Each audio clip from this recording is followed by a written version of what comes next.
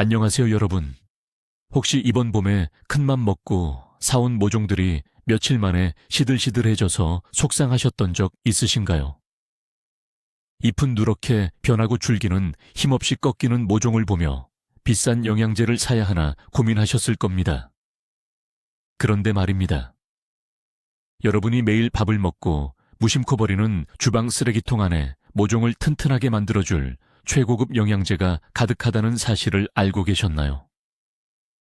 오늘 저는 여러분의 지갑을 굳게 지켜주면서도 나약한 모종을 강철처럼 튼튼하게 만들어줄 놀라운 비밀을 하나씩 풀어보려고 합니다.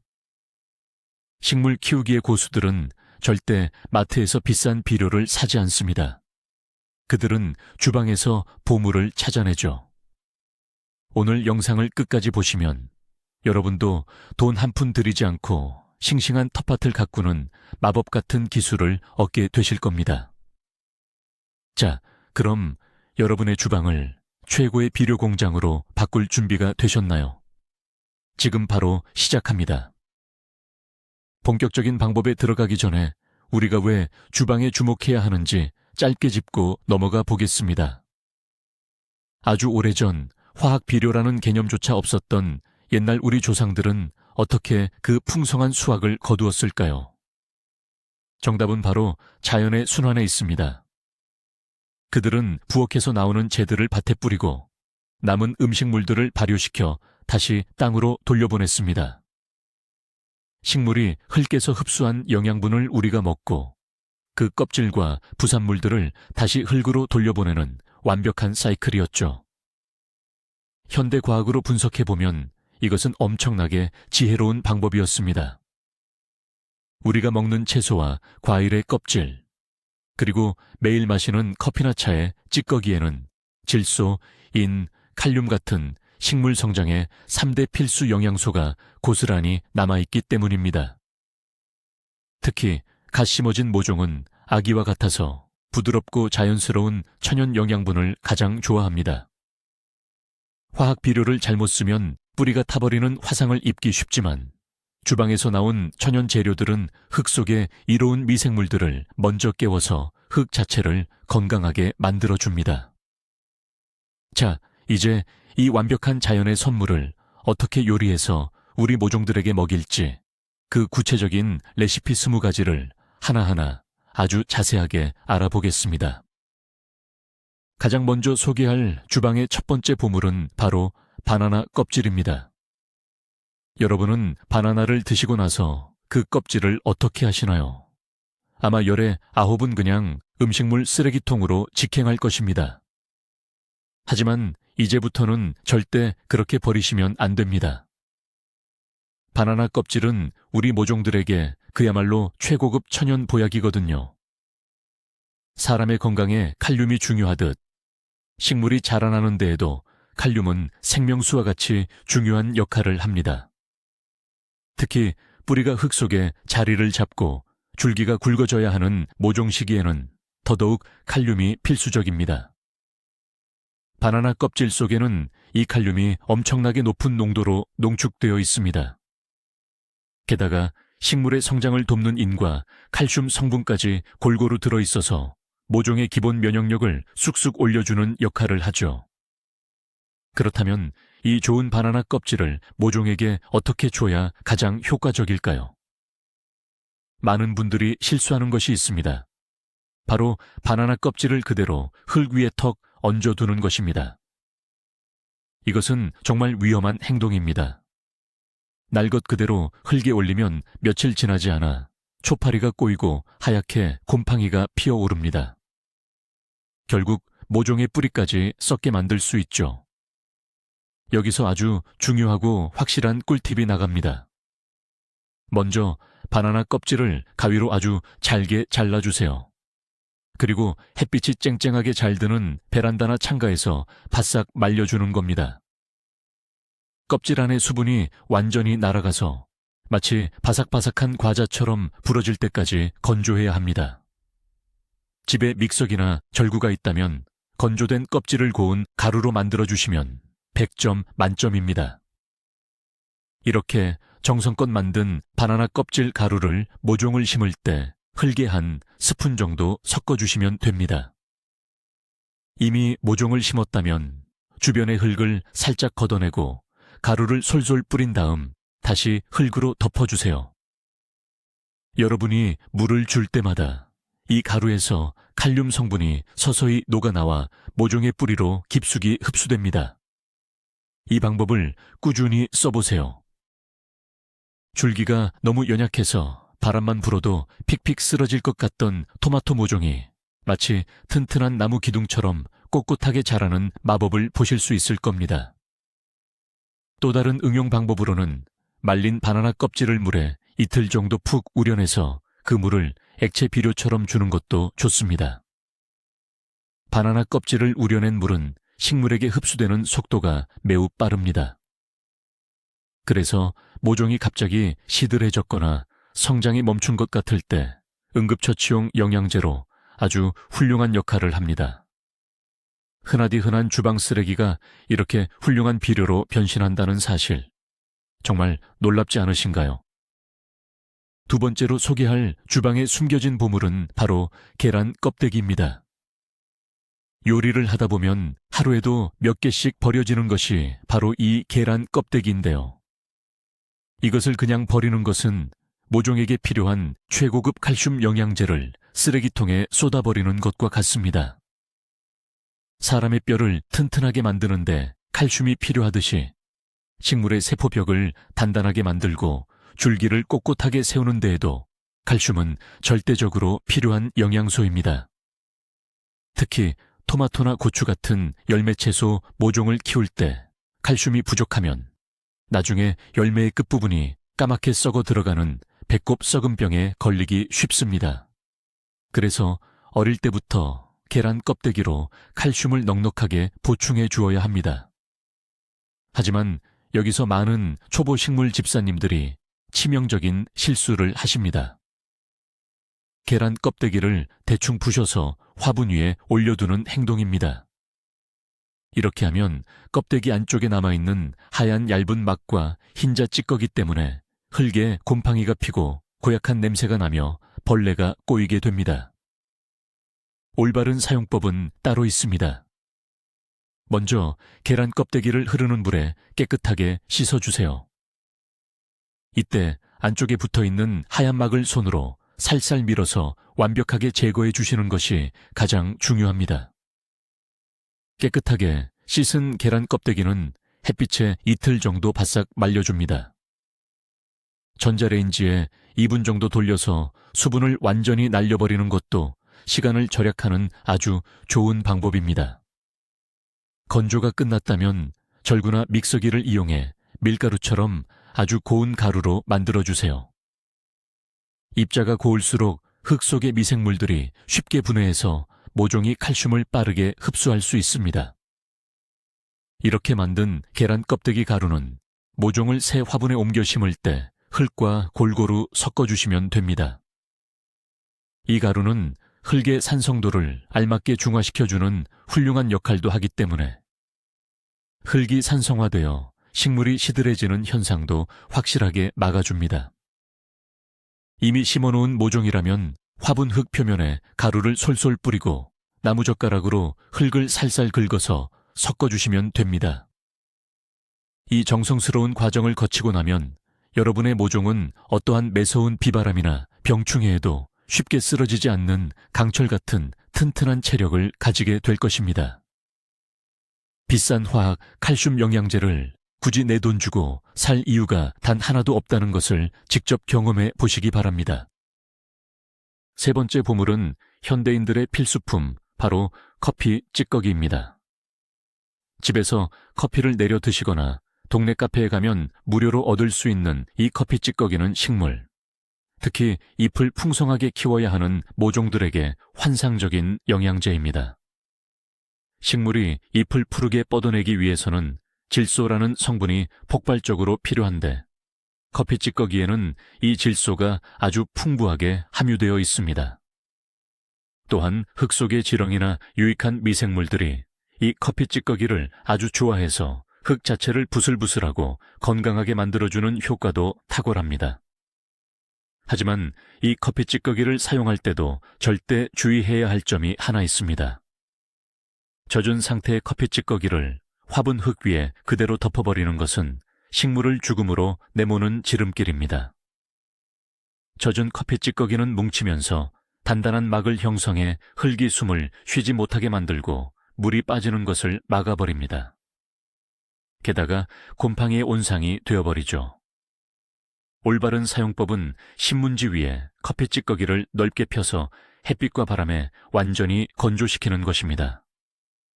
며칠 동안 잘 말려서 수분이 1%도 남지 않은 보송보송한 가루 상태를 만들어야 합니다. 이렇게 잘 말린 커피 찌꺼기는 모종 주변 흙에 한 스푼 정도만 가볍게 섞어주세요. 많이 줄 필요도 없습니다. 딱 한 스푼이면 충분합니다. 또 한 가지 알아두셔야 할 꿀팁은 커피 찌꺼기가 약간의 산성을 띠고 있다는 사실입니다. 그래서 블루베리나 수국처럼 산성 흙을 좋아하는 식물의 모종에게 주면 그야말로 날개를 달아주는 격이 됩니다. 반대로 산성을 싫어하는 모종에게는 앞서 말씀드린 계란 껍데기 가루와 반반 섞어서 주시면 산성도 조절이 완벽하게 이루어집니다. 아침에 마신 커피 한 잔이 우리를 깨워주듯이 남은 커피 찌꺼기가 나약한 모종을 번쩍 깨워 폭풍 성장하게 만든다는 사실이 정말 흥미롭지 않습니까? 앞으로 카페 앞을 지나가실 때 무료로 나누어주는 커피 찌꺼기가 보인다면 꼭 한 봉지씩 챙겨오시기 바랍니다. 네 번째 주방의 훌륭한 조력자는 매일 밥을 지을 때 나오는 쌀뜨물입니다. 쌀을 씻을 때 무심코 하수구로 버리던 그 하얀 물이 사실은 천연 비타민 영양제라는 것을 아셔야 합니다. 쌀뜨물에는 쌀의 표면에서 떨어져 나온 다양한 수용성 비타민과 미네랄, 그리고 탄수화물 성분인 녹말이 듬뿍 녹아 있습니다. 이 성분들은 모종의 뿌리를 튼튼하게 하고 흙 속의 좋은 박테리아들을 배부르게 먹여 살리는 중요한 식량 역할을 합니다. 미생물들이 활발해지면 흙이 살아 숨쉬게 되고 당연히 그 흙에서 자라는 모종도 엄청난 에너지를 얻게 됩니다. 하지만 쌀뜨물도 그냥 주시면 안 되는 중요한 규칙이 있습니다. 첫 번째로 씻어낸 물에는 쌀 표면에 묻어있던 먼지나 불순물, 미세한 잔류 농약이 섞여 있을 수 있습니다. 그래서 첫 번째 씻은 물은 과감하게 버리시고 두 번째나 세 번째로 벅벅 문질러 씻었을 때 나오는 뽀얗고 진한 쌀뜨물을 사용하셔야 합니다. 이 쌀뜨물을 그냥 주셔도 좋지만 조금 더 고수의 방법을 알려드리겠습니다. 페트병에 쌀뜨물을 담고 뚜껑을 살짝 열어둔 채로 베란다 그늘진 곳에 이틀 정도 놓아두세요. 그러면 약간 새콤한 냄새가 나면서 발효가 시작됩니다. 이렇게 살짝 발효된 쌀뜨물은 식물이 훨씬 더 흡수하기 좋은 상태로 변신합니다. 이 발효 쌀뜨물을 물과 1대 1 비율로 섞어서 일주일에 한 번 정도 모종의 주변 흙에 촉촉하게 뿌려주세요. 주의할 점은 잎에 직접 뿌리지 말고 흙에 뿌려야 한다는 것입니다. 잎에 전분기가 남으면 오히려 잎이 숨을 쉬는 기공을 막아버릴 수 있기 때문입니다.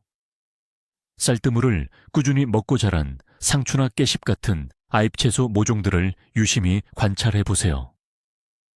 잎의 색깔이 짙은 초록색으로 변하면서 손으로 만져보면 아주 도톰하고 힘이 생기는 것을 직접 느끼실 수 있을 겁니다. 돈 한 푼 들이지 않고 매일 밥을 할 때마다 공짜 영양제를 얻을 수 있다니 이보다 더 좋은 방법은 없을 것입니다. 다섯 번째 천연 비료의 주인공은 요리할 때마다 한 움큼씩 나오는 양파 껍질입니다. 까칠까칠하고 영양가가 없어 보이는 이 얇은 갈색 양파 껍질이 식물에게 얼마나 대단한 능력을 발휘하는지 아시면 깜짝 놀라실 겁니다. 양파 껍질에는 퀘르세틴이라는 강력한 항산화 물질과 함께 칼륨, 칼슘, 마그네슘이 풍부하게 들어있습니다. 무엇보다 양파 껍질, 우린 물은 모종이 새로운 환경에서 뿌리를 내릴 때 뿌리의 생장을 촉진하는 천연 밝은제 역할을 톡톡히 해냅니다. 모종을 옮겨 심고 나서 몸살을 심하게 앓을 때 양파 껍질 물을 주면 금세 기운을 차리고 새로운 뿌리를 쭉쭉 뻗어냅니다. 만드는 방법도 아주 간단합니다. 빈 유리병이나 플라스틱 통에 양파 껍질을 2-3움큼 정도 넉넉하게 넣고 물을 가득 채워줍니다. 그리고 뚜껑을 닫고 실온에서 이틀에서 3일 정도 가만히 우려내기만 하면 됩니다. 시간이 지나면 물이 마치 보리차나 진한 홍차처럼 붉은 갈색으로 변하게 됩니다. 이 붉은 물만 따로 걸러내서 모종에 물을 줄 때 일반 물 대신 사용하시면 됩니다. 물과 희석할 필요 없이 그대로 주셔도 무방할 만큼 순하고 부드럽습니다. 여기서 양파 껍질이 가진 또 하나의 놀라운 능력을 알려드리겠습니다. 바로 천연 해충 기피제 역할입니다. 양파 특유의 미세한 냄새와 성분은 진딧물이나 잎을 갉아먹는 작은 벌레들이 아주 싫어합니다. 그래서 이 양파 껍질, 우린 물을 분무기에 넣고 모종의 잎 앞뒷면에 골고루 뿌려주시면 훌륭한 천연 농약이 됩니다. 특히 통풍이 잘 안 되는 실내에서 모종을 키울 때 생기기 쉬운 날파리떼를 막아주는 데에도 탁월한 효과가 있습니다. 독한 화학 살충제를 쓰면 모종도 상하고 우리 가족의 건강도 걱정되지만 양파 껍질, 우린 물은 100% 안전하면서도 든든하게 우리 모종을 지켜줍니다. 오늘 저녁에 된장찌개를 끓일 때 나오는 양파 껍질, 절대 버리지 마시고 병에 담아 물을 부어보세요. 6번째로 소개할 기적의 아이템은 바로 감자 삶은 물입니다. 샐러드나 반찬을 만들기 위해 감자를 푹 삶고 남은 그 약간 걸쭉한 물을 말하는 것입니다. 보통은 뜨거운 상태 그대로 싱크대에 부어버리지만 이 물이야말로 식물들에게는 에너지를 듬뿍 채워주는 달콤한 비타민 음료수와 같습니다. 감자를 끓이는 과정에서 감자 속에 들어있던 칼륨과 인, 그리고 미세한 비타민 성분들이 고스란히 물속으로 빠져나오게 됩니다. 특히 이 물에 녹아있는 미세한 전분 성분은 흙 속에서 훌륭한 미생물들의 밥이 되어 흙을 더욱 비옥하게 만들어줍니다. 모종이 새 잎을 막 밀어올리기 시작할 때 엄청난 양의 에너지가 필요한데 이때 감자 삶은 물을 주면 눈에 띄게 성장이 빨라지는 것을 확인할 수 있습니다. 하지만 이 비법을 사용하실 때 절대 잊지 말아야 할 2가지 철칙이 있습니다. 첫 번째는 감자를 삶을 때 소금을 단 한 꼬집도 넣지 않은 순수한 맹물이어야 한다는 것입니다. 사람의 입맛을 위해 소금을 넣고 삶은 물을 모종에게 주면 흙에 소금기가 쌓이는 염류집적 현상이 발생해서 삼투압 현상으로 인해 모종의 수분을 빼앗아 결국 말라 죽게 만듭니다. 2번째 철칙은 반드시 물을 완벽하게 식힌 다음에 주어야 한다는 점입니다. 뜨거운 물을 그대로 화분에 부으면 모종의 연약한 뿌리가 순식간에 삶아져서 즉사하게 됩니다. 감자를 건져내고 남은 물을 상온에서 완전히 차갑게 식힌 다음 물뿌리기에 담아 모종 주변에 골고루 부어주세요. 흙이 촉촉하게 젖을 정도로만 주시면 됩니다. 이 감자 삶은 물 비법은 특히 고구마 모종이나 감자 싹을 키울 때, 즉 뿌리 채소를 키울 때 더욱 폭발적인 효과를 냅니다. 같은 식물군의 영양소가 서로 맞닿아 엄청난 시너지를 내기 때문이죠. 무심코 버리던 물 한 컵이 모종의 운명을 바꿀 수 있다는 사실을 꼭 기억하시기 바랍니다. 7번째로 알려드릴 주방 속 천연 비료는 다 마시고 남은 녹차 티백입니다. 차를 즐겨 드시는 분들이라면 하루에도 몇 개씩 버려지는 것이 바로 이 티백일 텐데요. 녹차 잎 안에는 탄닌이라는 아주 특별한 성분이 들어있습니다. 이 탄닌 성분은 식물의 면역 체계를 강하게 자극해서 모종이 병에 걸리지 않도록 방어력을 높여주는 역할을 합니다. 게다가 녹차 찌꺼기 역시 질소를 포함하고 있어서 모종의 잎을 싱그럽게 만드는데 큰 도움을 줍니다. 그런데 티백을 사용하실 때 주의할 점이 있습니다. 종이나 미세, 플라스틱으로 된 티백 껍질 그대로 흙 속에 묻어버리면 분해가 되지 않아 오히려 흙을 오염시킬 수 있습니다. 반드시 티백을 가위로 잘라서 그 안에 젖은 녹차 잎이 찌꺼기만 빼내어 사용하셔야 합니다. 꺼낸 녹차 찌꺼기는 앞서 말씀드린 커피 찌꺼기처럼 수분이 남지 않도록 하루 이틀 정도 바싹 말려주시는 것이 좋습니다. 잘 마른 녹차 가루를 모종 화분 흙 위에 살짝 뿌려주면 되는데요. 여기서 놀라운 효과가 하나 더 나타납니다. 녹차 특유의 향과 탄닌 성분은 흙 표면에 곰팡이가 피는 것을 억제해 줍니다. 어린 모종을 키우다 보면 흙 표면이 너무 습해서 모종의 밑동이 썩어버리는 모잘록병에 걸리기 쉬운데 녹차 가루를 표면에 덮어두면 이 무서운 병을 예방하는 든든한 방패 역할을 해줍니다. 또는 티백을 한 번 더 뜨거운 물에 푹 우려내서 완전히 식힌 다음 그 묽은 녹차물을 일주일에 한 번씩 관수해주는 방법도 아주 좋습니다. 모종이 물을 먹으면서 자연스럽게 항균 성분을 흡수하게 되어 뿌리가 썩는 것을 방지해 줍니다. 카페인이 들어있어서 식물에게 안 좋을 것 같다는 오해도 있지만 다 우려내고 남은 소량의 카페인은 오히려 식물의 성장을 부드럽게 촉진하는 자극제 역할을 하니 안심하고 사용하셔도 됩니다. 차를 마시며 여유를 즐긴 후 남은 찌꺼기로 모종에게도 건강한 여유를 선물해 보세요. 8번째 비밀 무기는 냉장고 구석에서 유통기한이 지나버려 먹기 찝찝해진 남은 우유입니다.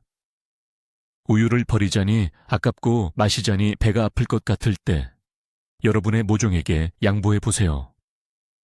우유는 단백질과 칼슘의 결정체입니다. 이 풍부한 칼슘은 모종의 줄기를 두껍고 튼튼하게 만들어주어 바람에 쓰러지지 않도록 도와줍니다. 하지만 우유를 모종에 직접 들이붓는 행동은 당장 멈추셔야 합니다. 우유는 영양가가 너무 높아서 날 것 그대로 흙에 부으면 하루도 안 되어 치질 썩는 냄새가 진동을 하고 파리떼가 몰려들게 됩니다. 우유를 가장 현명하게 사용하는 방법은 물과 희석하는 것입니다. 빈 페트병에 남은 우유를 조금 붓고 물을 10배 이상 가득 채워주세요. 우유와 물의 비율이 1대 10 정도가 되도록 아주 묽게 만들어주는 것이 핵심입니다. 약간 탁한 쌀뜨물처럼 보이는 이 희석된 우유물을 모종의 흙에 한 달에 한 번 정도만 부어주시면 됩니다. 흙 속의 미생물들이 우유의 단백질을 분해하면서 흙을 아주 찰지고 영양가 넘치는 상태로 바꾸어 줍니다.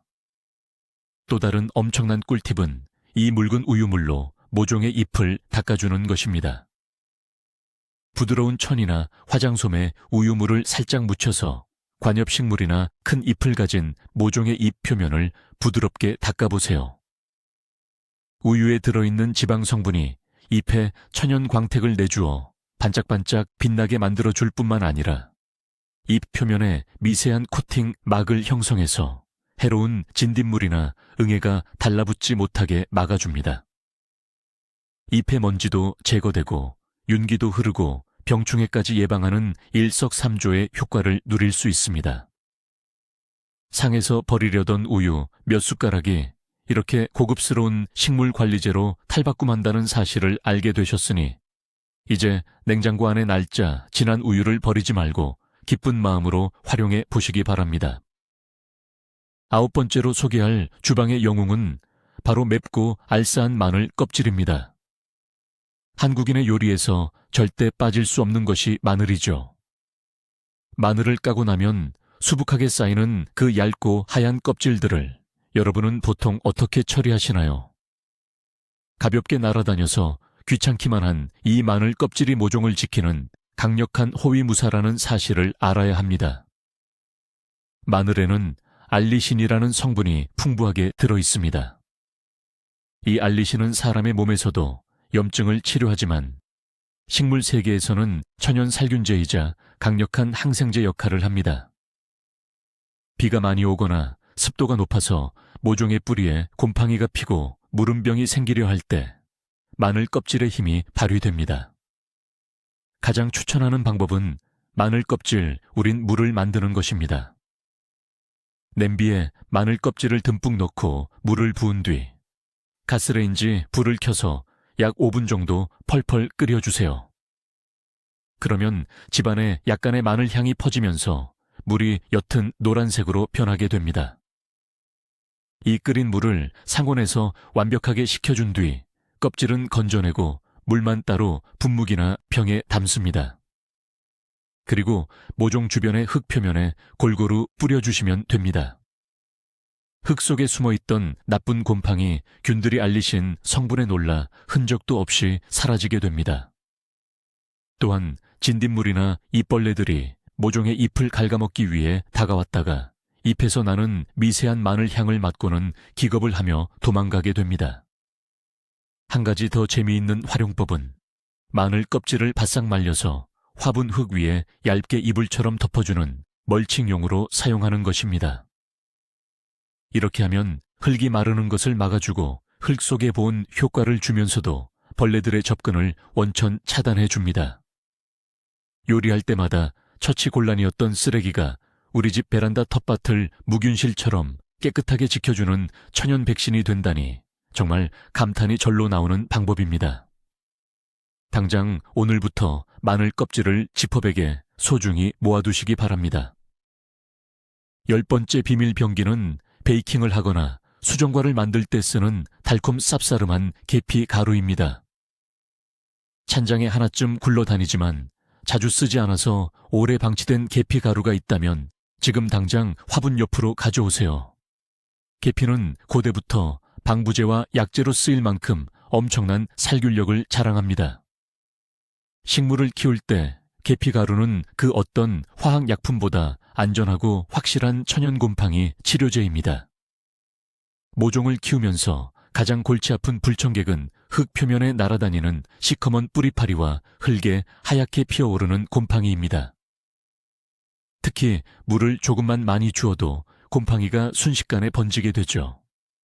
이때 계피가루를 화분 흙 표면에 후추를 뿌리듯이 솔솔 뿌려주기만 하면 됩니다. 놀랍게도 하루 이틀 만에 하얀 곰팡이가 사르르 녹아 없어지고 냄새를 싫어하는 날파리들은 화분 근처에 얼씬도 하지 않게 됩니다. 계피의 능력을 활용하는 또 다른 대박 비법은 꺾꽂이를 하거나 모종을 옮겨 심을 때입니다. 모종의 뿌리가 잘리거나 상처를 입었을 때 그 부위에 세균이 들어가면 모종이 죽어버립니다. 이때 잘린 뿌리 끝이나 상처난 줄기에 계피 가루를 살짝 발라주세요. 마치 우리가 상처에 빨간 약을 바르는 것처럼 완벽한 코팅막이 형성되어 세균 감염을 100% 막아줍니다. 게다가 계피 성분은 세포 분열을 자극해서 새로운 뿌리가 더 빨리 나오도록 돕는 천연 밝은 촉진제 역할까지 수행합니다. 비싼 식물용 상처 치료제를 살 필요 없이 주방에 있는 계피가루 하나면 모든 것이 해결됩니다. 물을 줄 때 계피가루 한 꼬집을 타서 주셔도 흙 속의 나쁜 세균을 청소하는데 아주 탁월한 효과를 볼 수 있습니다. 식물 주변에서 은은하고 향긋한 계피 향까지 나니 집안 공기까지 상쾌해지는 마법 같은 천연 비료입니다. 11번째로 소개할 꿀팁의 주인공은 빵을 부풀릴 때 사용하는 제빵용 이스트입니다. 유통기한이 다 되어가거나 쓰다 남은 건조 이스트 가루가 있다면 모종을 위한 마법의 물약을 만들 수 있습니다. 이스트는 그 자체가 살아있는 유익한 미생물 덩어리입니다.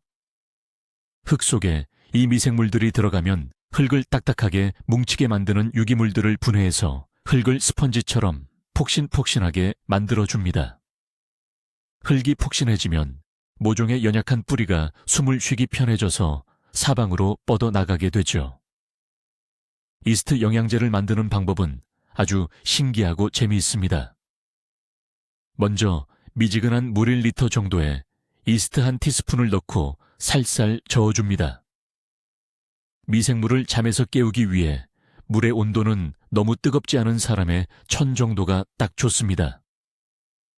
여기에 미생물들의 밥이 될 설탕을 한 티스푼 같이 넣어주세요. 그리고 20분 정도 가만히 두면 수면 위로 뽀글뽀글 거품이 올라오는 것을 볼 수 있습니다. 이것은 이스트 미생물들이 깨어나서 활발하게 활동을 시작했다는 증거입니다. 이렇게 활성화된 이스트물을 모종의 흙에 천천히 부어주시면 됩니다. 이 물이 흙 속에 들어가면 단 며칠 만에 놀라운 변화가 시작됩니다. 성장을 멈추고 얼음땡을 하고 있던 모종들이 갑자기 물을 쭉쭉 빨아들이며 새잎을 미친 듯이 올리기 시작합니다. 뿌리가 건강해지니 비료의 흡수율이 몇 배로 뛰게 되는 것이죠. 화학 비료에 지쳐서 흙이 굳어버린 화분이나 씨앗에서 가파라에서 폭발적인 뿌리 성장이 필요한 아주 어린 모종에게 특히나 기적 같은 효과를 발휘합니다. 부엌 한 구석에서 잠자고 있던 효모들이 여러분의 작은 텃밭에 엄청난 생명력을 불어넣어 줄 것입니다. 단, 너무 자주 주면 흙의 가스가 찰 수 있으니 이 주일에 한 번 정도만 특별식으로 제공해 주시는 것이 좋습니다. 12번째 주방의 보물은 스파게티나 파스타면을 끓이고 남은 불투명한 끓인 물, 바로 면수입니다. 요리 프로그램에서 셰프들이 소스를 농도 있게 만들 때 이 면수를 사용하는 것을 보셨을 텐데요. 이 면수는 모종의 성장을 폭발적으로 돕는 마법의 탄수화물 국물입니다. 밀가루로 만든 파스타면을 끓이면서 뿜어져 나온 전분질과 미네랄이 물속에 가득 녹아있기 때문입니다. 이 녹말 성분은 식물 스스로 광합성을 통해 만들어내야 하는 포도당 에너지와 매우 비슷한 역할을 합니다. 햇빛이 부족한 장마철이나 흐린 날이 지속되어 모종이 광합성을 제대로 하지 못해 기운이 빠져 있을 때 이 파스타 끓인 물을 주면 포도당 주사를 맞은 것처럼 금세 생기를 되찾게 됩니다. 하지만 여기서 가장 크고 치명적인 실수가 자주 발생합니다. 사람의 입맛에 맞추려고 면을 끓일 때 소금을 듬뿍 넣었다면 그 물은 절대 화분에 부으시면 안 됩니다. 앞서 감자 삶은 물에서 말씀드렸듯 소금기는 식물의 뿌리를 바짝 말려 죽이는 독약입니다. 오로지 소금을 전혀 넣지 않고 맹물에 순수하게 파스타면만 끓여낸 뽀얀 물이어야만 비료로 사용할 수 있습니다. 당연히 물은 상온에서 완전히 차갑게 식힌 후에 주셔야 합니다. 이렇게 안전하게 준비된 파스타 면수를 모종 주변에 둥글게 원을 그리며 부어주세요. 흙 속에 사는 좋은 박테리아들이 이 탄수화물을 먹고 엄청나게 번식하면서 흙의 영양분을 모종이 먹기 좋게 분해해 줍니다. 며칠 뒤 모종의 잎을 만져보면 종이장처럼 얇았던 잎이 가죽처럼 빳빳하고 힘있게 변한 것을 느끼실 수 있을 겁니다. 집에서 아이들을 위해 파스타 요리를 해주신 날이라면 남은 면수도 잊지 말고 꼭 베란다의 모종들을 위해 양보해 보시기 바랍니다. 13번째로 소개할 것은 찬장 안쪽에서 새콤한 냄새를 풍기고 있는 사과 식초입니다. 식초를 식물에 부으면 산성 때문에 다 타버려서 죽는 것 아니냐고 깜짝 놀라시는 분들이 계실 겁니다.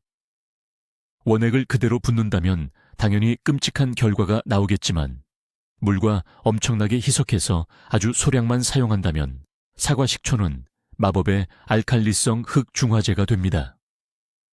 우리가 수돗물을 받아서 매일 식물에게 물을 주다 보면 물속의 염소와 미네랄 성분 때문에 흙이 점점 굳어지고 알칼리성으로 변하게 됩니다. 토마토나 고추, 블루베리 같은 많은 채소와 과일 모종들은 약간의 산성을 띠는 흙에서 영양분을 가장 잘 흡수합니다. 흙이 알칼리성으로 변하면 흙 속에 철분과 마그네슘이 아무리 많아도 뿌리가 그것을 빨아들이지 못해서 잎이 누렇게 변하는 황화 현상이 생깁니다. 이때 사과 식초가 구세주 역할을 합니다. 물 2리터에 사과 식초를 딱 한 티스푼, 아주 적은 양만 똑 떨어뜨려 섞어주세요. 이렇게 만든 식초 희석액을 한 달에 딱 한 번 정도만 모종에 물 주듯이 듬뿍 주시는 겁니다.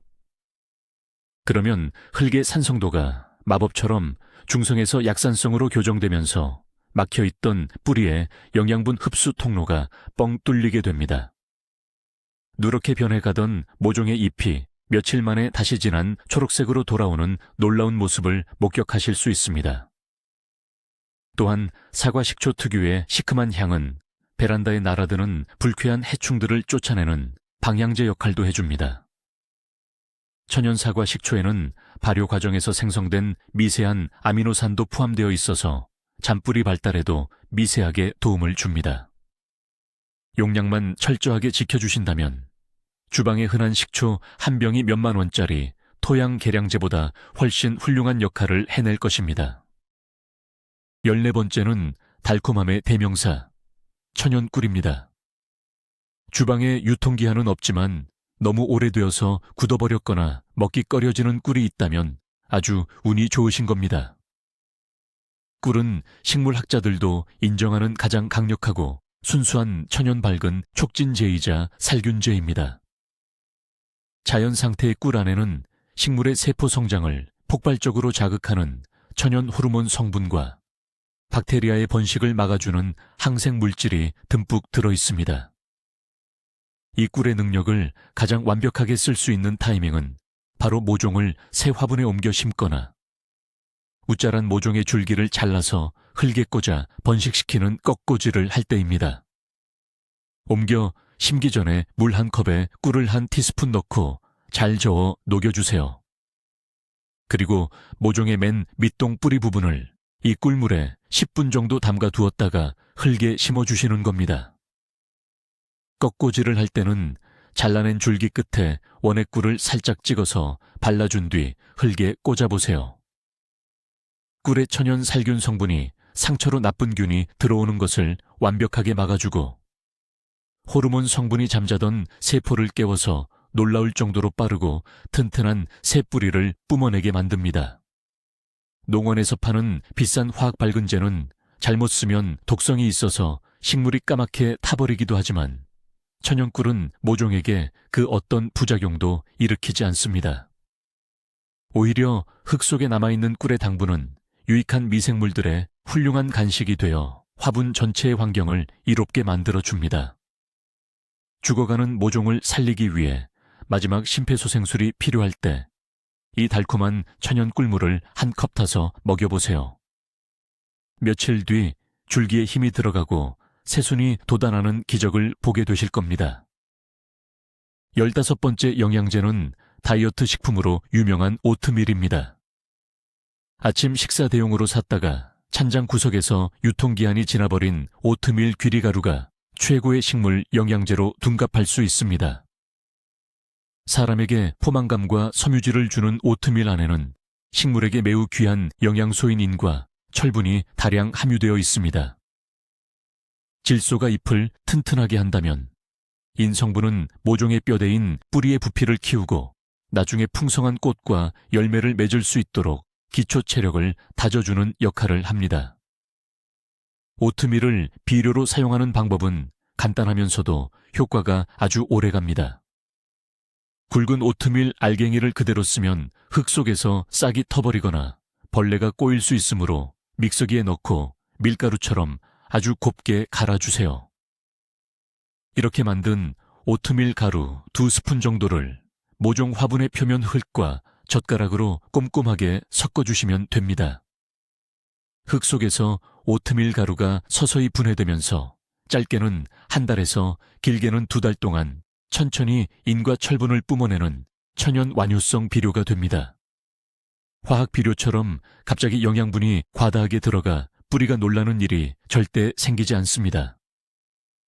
오트밀 가루를 흙에 섞어둔 화분과 그렇지 않은 화분을 비교해보면 오트밀을 먹은 모종의 줄기가 2배 이상 굵어지고 인맥이 선명해지는 것을 맨눈으로 확인할 수 있습니다. 특히 꽃을 피워야 하는 토마토나 고추 같은 열매채소 모종의 초기 성장 단계에서 오트밀은 훗날 주렁주렁 열매를 맺게 해주는 든든한 밑거름이 됩니다. 몸에 좋은 귀리가 식물에게도 이렇게 보약이 된다니 자연의 이치는 정말 신비롭지 않나요? 16번째로 소개할 재료는 겨울철 간식의 대명사 귤, 그리고 오렌지 껍질입니다. 상큼한 향기가 나는 감귤류의 껍질은 식물 영양제라기보다는 모종을 외부의 적들로부터 지켜주는 천연 방패, 즉 강력한 살충제와 기피제 역할을 합니다. 귤이나 오렌지 껍질을 꾹 짜보면 눈을 따갑게 만드는 미세한 즙이 튀어나오죠. 이것은 디리모넨이라는 천연 정유 성분인데 개미나 진딧물, 응애 같은 작고 치명적인 해충들의 숨통을 막고 신경을 마비시키는 놀라운 힘을 가지고 있습니다. 그래서 귤 껍질을 잘 말려서 흙 속에 묻어두면 벌레가 안 생긴다고 오해하시는 분들이 많습니다. 하지만 껍질을 흙에 바로 묻으면 푸른 곰팡이가 피어 모종을 망치게 됩니다. 올바르고 안전한 사용법은 껍질로 친환경 살충 스프레이를 만드는 것입니다. 빈 유리병에 귤 껍질이나 오렌지 껍질을 가득 채우고 뜨거운 물을 부어 하루 정도 우려냅니다. 향기를 더 강하게 뽑아내기 위해 냄비에 넣고 10분 정도 약한 불로 끓여주시면 더욱 완벽합니다. 노랗게 우러나온 상큼한 물을 완전히 식혀서 분무기에 담아주세요. 해질 무렵 베란다의 모종들 잎 앞면과 뒷면에 흠뻑 젖도록 이 물을 뿌려주시면 됩니다. 잎 표면에 상큼한 오렌지 코팅 막이 씌워지면서 모종의 즙을 빨아먹으려던 진딧물들이 미끄러지고 도망가게 됩니다. 일주일에 한두 번만 주기적으로 뿌려주면 집안에 상큼한 향기가 가득해지는 것은 덤이고 지긋지긋한 벌레 걱정 없이 청정구역에서 모종을 키워낼 수 있습니다. 화학농약 냄새에 머리 아파할 필요 없이 주방의 과일 껍질 하나로 평화로운 텃밭을 만들어 보세요. 17번째 구급상자 아이템은 바로 가장 흔한 조미료인 흰 설탕입니다. 식물에 설탕을 준다니 개미만 꼬이는 것 아니냐고 반문하실 수 있습니다. 맞습니다. 흙 위에 직접 들이부으면 개미 파티가 열리게 됩니다. 하지만 엄청나게 묽은 농도로 물에 타서 액체로 주면 이야기가 완전히 달라집니다. 식물은 뿌리와 잎이 손상되어 광합성을 전혀 못하는 응급 상황에 빠졌을 때 포도당을 스스로 만들어내지 못해 그대로 굶어 죽게 됩니다. 이때 물 1리터에 흰 설탕 딱 한 티스푼을 완전히 녹여서 모종에 부어주시면 설탕물이 뿌리로 흡수되면서 즉각적인 에너지원으로 사용됩니다. 병원에서 기운 없는 환자에게 포도당 링거를 놓아주는 것과 100% 똑같은 원리입니다. 찬바람을 너무 심하게 맞아서 잎이 축 처졌을 때나 화분을 떨어뜨려 뿌리가 끊어지는 대참사가 발생했을 때 이 설탕물 한 컵이 모종의 생명을 연장해 줍니다. 또한 흙 속에 있는 이로운 박테리아들이 이 당분을 먹고 순식간에 폭발적으로 번식하여 흙의 온도를 살짝 높여주고 토양을 건강하게 회복시켜 줍니다. 단, 절대 명심해야 할 규칙은 너무 자주 혹은 진하게 주어서는 안 된다는 것입니다. 한 달에 한 번 이상 주거나 설탕을 너무 많이 넣으면 오히려 삼투압 현상으로 뿌리의 수분을 빼앗고 곰팡이의 온상이 됩니다. 정말 위급할 때만 꺼내 쓰는 강력한 비상약이라고 생각하시면 됩니다. 아무런 장비 없이 집에서 당장 모종을 살려야 할 때 주방 서랍에 있는 설탕 한 스푼이 여러분의 모종을 죽음의 문턱에서 멱살을 잡고 끌어올려 줄 것입니다. 18번째로 공개할 숨겨진 비법은 바로 콩을 삶고 남은 물입니다. 콩국수를 하거나 두부를 만들기 위해 메주콩이나 검은 콩을 푹푹 삶고 나면 아주 진하고 노란 빛깔의 물이 남게 됩니다. 보통은 끈적거려서 버리시겠지만 이 물은 식물이 가장 열광하는 천연 아미노산과 질소의 집합체입니다. 식물 영양제 중에서 가장 비싸게 팔리는 것들이 바로 동물이나 식물에서 추출한 아미노산 영양제입니다. 그런데 우리는 주방에서 이 최고급 영양제를 공짜로 무한정 만들어낼 수 있는 셈입니다. 콩삶은 물에 녹아있는 수용성 단백질과 질소 성분은 식물의 세포벽을 두껍게 만들고 잎을 엄청난 크기로 넓게 펼치게 도와줍니다. 상추나 배추처럼 잎을 따먹는 엽채류 모종에게 이보다 더 좋은 영양제는 지구상에 존재하지 않는다고 확신합니다. 사용 방법은 역시 간단합니다. 삶고 남은 콩물을 공기 중에 하루 정도 뚜껑을 열어두어 완전히 차갑게 식히면서 미세하게 자연 발효를 시켜줍니다. 걸쭉한 농도이기 때문에 그대로 부으면 흙이 숨을 못 쉴 수 있으니 맑은 물과 일대 이 비율로 섞어서 묽게 만들어주는 것이 좋습니다. 이렇게 준비된 물을 잎사귀 채소 모종 주변에 흠뻑 부어주세요. 뿌리에서 이 천연 질소를 빨아들이기 시작하면 2, 3일 만에 모종의 크기가 눈에 띄게 펌핑업 되는 것을 보실 수 있습니다. 마치 헬스장에서 단백질 보충제를 먹고 근육을 키우는 것과 같은 놀라운 변화가 일어납니다. 집에서 콩나물을 키우실 때 물을 버리지 않고 모아두었다가 다른 모종에 주시는 것도 완벽하게 같은 효과를 냅니다. 단백질 덩어리인 콩삶은 물의 위력을 직접 확인해 보시기 바랍니다. 19번째 재료는 주전부리로 자주 먹는 땅콩의 겉껍질입니다. 알맹이만 빼먹고 툭툭 버리는 부서진 땅콩 껍질이 화분의 흙을 살리는 최고의 1등 공신이 됩니다. 식물의 뿌리가 건강하게 자라려면 물과 영양분만큼 중요한 것이 바로 흙 속의 산소입니다. 흙이 떡처럼 단단하게 뭉쳐 있으면 흙 속에 공기가 통하지 않아 뿌리가 썩어버립니다. 그래서 보통 원예 상점에서 펄라이트나 마사토라는 하얀 돌을 돈을 주고 사서 흙에 섞어주죠.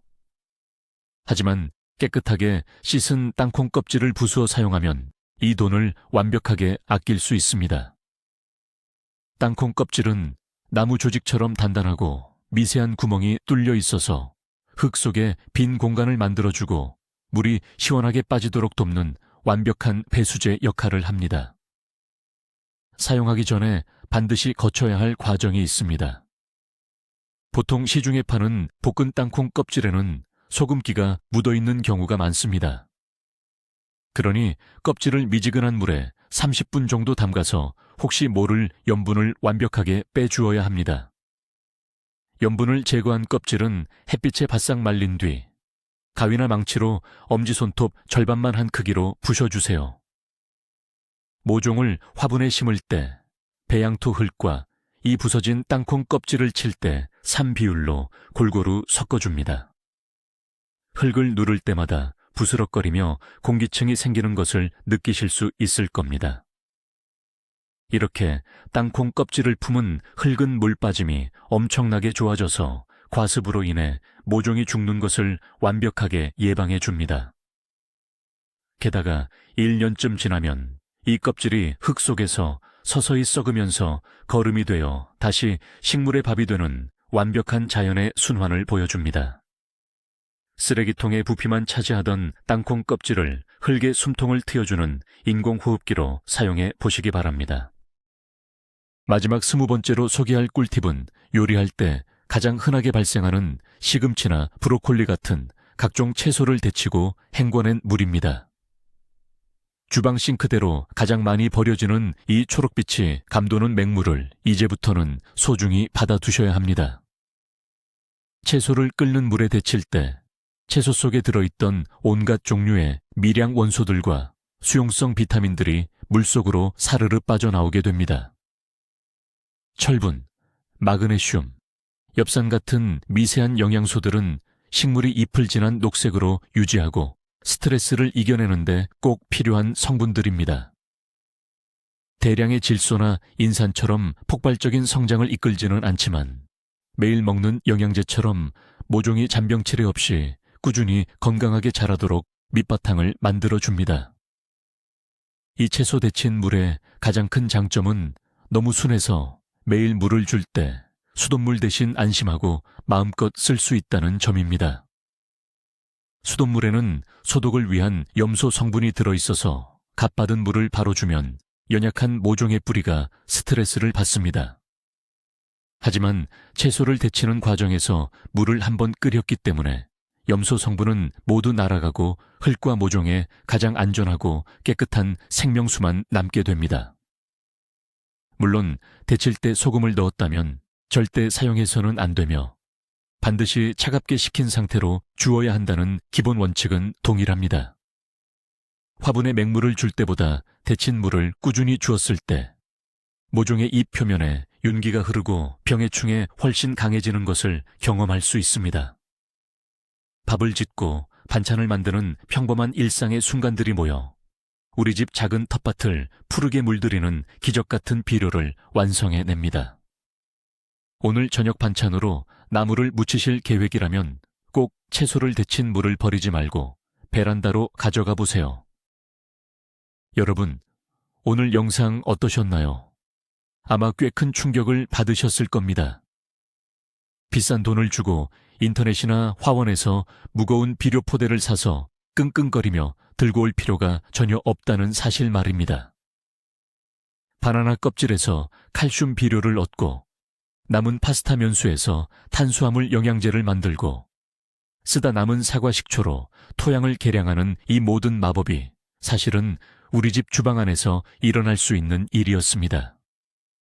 무심코 쓰레기통으로 던져버렸던 그 수많은 재료들이 사실은 연약한 모종을 강철 같은 나무로 키워낼 수 있는 엄청난 보물이었다는 것. 그야말로 반전이자 엄청난 발견이지 않습니까? 오늘 배운 20가지 방법들을 당장 한 번에 다 하실 필요는 없습니다. 오늘 저녁 요리를 하면서 나오는 작은 껍질 하나, 남은 물 한 컵부터 시작해 보세요. 작은 관심과 재활용이 식물에게는 폭발적인 생명력이 되고 더 나아가 쓰레기를 줄이는 환경보호의 첫걸음이 됩니다. 내 손으로 직접 만든 천연 비료를 먹고 하루가 다르게 쑥쑥 자라나는 토마토와 상추를 보면 원예의 기쁨이 무엇인지 제대로 느끼시게 될 것입니다. 오늘 영상이 여러분의 즐겁고 풍성한 홈가드닝에 큰 도움이 되셨기를 바랍니다. 앞으로도 돈 안 들고 효과 만점인 텃밭 가꾸기 비법을 알고 싶으시다면 구독과 좋아요 꾹 눌러주세요. 자, 이제 영상을 마치기 전에 여러분께 질문 하나 드리겠습니다. 오늘 소개한 주방의 20가지 비밀 무기 중에서 내일 당장 우리 집 모종에게 먹여보고 싶은 첫 번째 재료는 무엇인가요? 댓글로 여러분의 계획과 아이디어를 자유롭게 남겨주세요. 다음에도 유익한 영상으로 찾아오겠습니다. 감사합니다.